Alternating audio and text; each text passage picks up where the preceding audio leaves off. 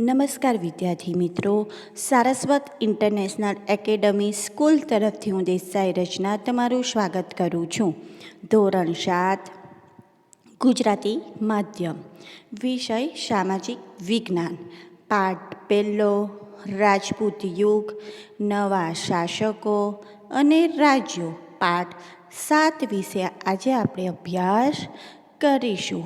તો વિદ્યાર્થી મિત્રો, તમે અગાઉ જોઈ ગયા છો પાર્ટ 1, 2, 3, 4, 5, 6ની અંદર આપણે જે સમજ્યા હતા એ હર્ષવર્ધન પછીનો સમયગાળો, ઉત્તર ભારતના રાજ્યો, દક્ષિણ ભારતના રાજ્યો, રાજપૂત યુગની શાસન વ્યવસ્થા, વેપાર વાણિજ્ય અને 29 રાજ્યો વિશે આપણે સમજ્યા હતા. તો વિદ્યાર્થી મિત્રો, આજે આપણે સમજવાના જે છે ભારત પર વિદેશી આક્રમણ.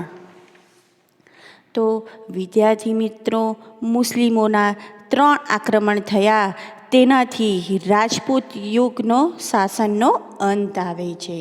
અને એ કોણ 3 આક્રમણો મુસ્લિમો દ્વારા કોણે કર્યા હતા? તો મહબત ઇબન કાસિમ, મહબત ગઝની, શિહાબુદ્દીન ધોરી. એના કારણે ભારત ઉપર વિદેશી આક્રમણો થાય છે. તો એના વિશે માહિતી મેળવીશું. તો જોઈએ વિદ્યાર્થી મિત્રો, અહીંયા 8મી થી 12મી સદી દરમિયાન ભારતમાં મુસ્લિમ આક્રમણો થયા હતા.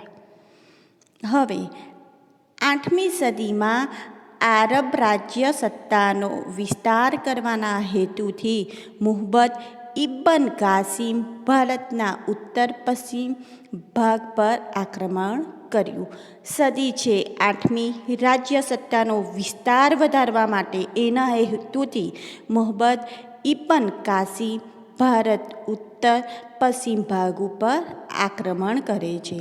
અહીંયા સમજીએ તો ઈસવીસન 712ની અંદર જે મહબત કાસી આક્રમણ કરે છે, પ્રજાને હેરાન કરે છે, બધું સળગાવી દે છે, સિંધ પ્રદેશના રાજાને પણ હરાવે છે અને લૂંટી દે છે અને ત્યાંથી નીકળી જાય છે. સિંધ એટલે કે દેવલ બંદર પાસેથી. આગળ જોઈએ, વાયવ્ય ખૂણામાંથી સુબુક્તેગીનના લશ્કરે પણ આક્રમણ કર્યું હતું. હવે આ આક્રમણો તે સમયે ભારતમાં રાજ્ય સત્તા ના સ્થાપી શક્યા.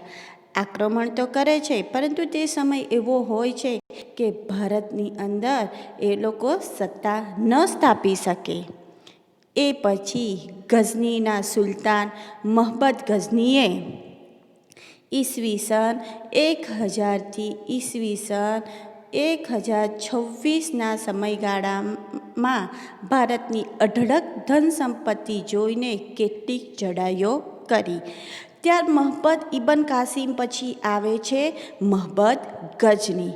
મહબત ગઝની એ ઇતિહાસમાં આ ખાસ એનું મહત્ત્વ છે મહબત ગઝનીનું, કે આપણા ગુજરાત સોમનાથ મંદિર પણ એને લૂંટ્યું હતું.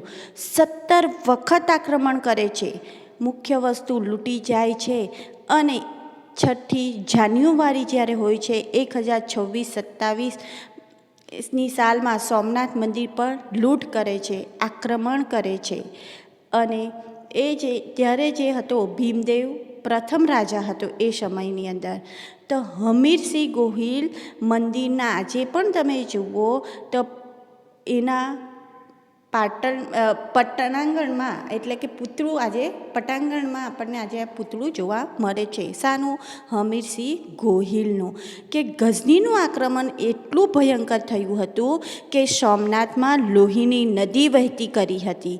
ઘણું બધું એ લૂંટી ગયો હતો. મંદિરની મૂર્તિ પણ તોડી નાખી હતી. અનેક લોકોને મારી પણ નાખ્યા હતા. અને ગઝનીનું આક્રમણ ખૂબ જ એવું ભયંકર એવું મિત્ર અહીં કહી શકાય. તો મહબત ગઝનીની ચડાઈનું મુખ્ય કારણ ભારતની અઢળક સંપત્તિ હતી. તે એક ચડાઈ પછી બીજી ચડાઈ કરતો હતો. દરેક વખતે વધુ તાકાતવાર થઈને ભારત ઉપર એ ચડી આવતો હતો.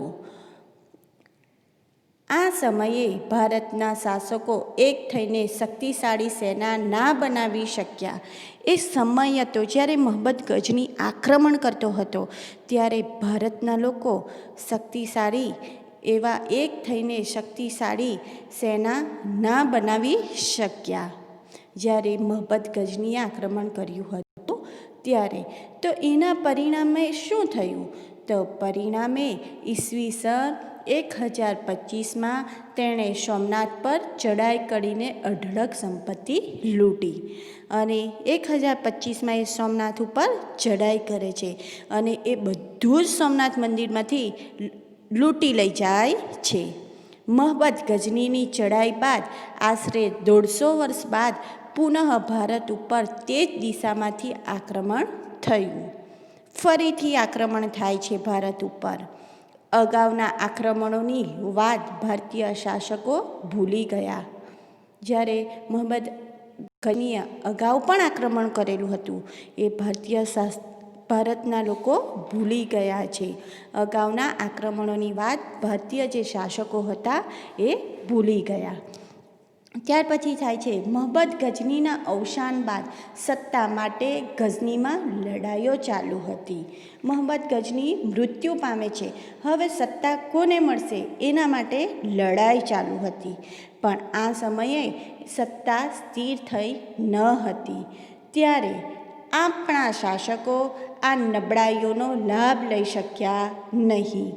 એટલે કે સત્તા કોને મળશે એ જ્યારે એ સમયગાળો હતો એનો આપણે જે નબળાઈઓ ચાલી હતી એનો આપણે લાભ ન લઈ શક્યા. પરિણામે 12મી સદીના અંતમાં શિહાબુદ્દીન ધોરીએ આક્રમણ કર્યું. હવે કોણ આક્રમણ કરે છે? શિહાબુદ્દીન ઘોરી. એ જોઈએ તો એ શિહાબુદ્દીન ધોરી છે એ ધોર પ્રાંતનો હતો.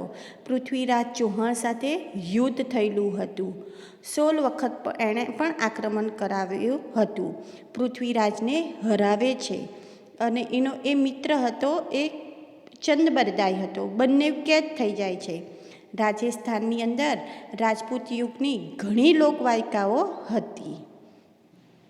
પરિણામે શું થશે? પરિણામે 12મી સદીને અંતમાં શિહાબુદ્દીન ધોરીએ આક્રમણ કરે છે. શરૂઆતમાં તેને